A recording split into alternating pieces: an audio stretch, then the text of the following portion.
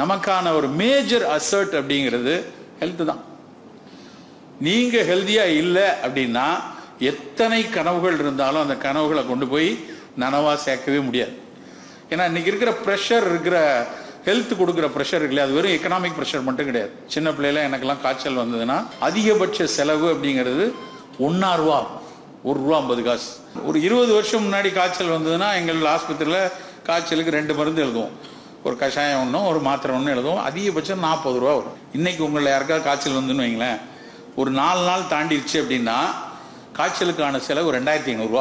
இன்னைக்கு மருத்துவங்கிறது ஒரு செலவான, மிக மிக செலவான விஷயமா இருக்கு. நமக்கு எல்லாம் தெரியும். தெரியாத விஷயம் என்னன்னா, அது ஒரு மிகப்பெரிய மன அழுத்தத்தை கொடுக்கக்கூடிய விஷயமா இருக்கு. ஒரு நோயாளி மகிழ்வாக இருக்கவே முடியல. நோயோட இருந்துட்டு நோயும் ஒரு பக்கம் பார்த்து கொண்டு என் துறையில் நான் கோலோச்சி வந்துடுவேன் அப்படின்னு யாரும் சொல்ல முடியாது.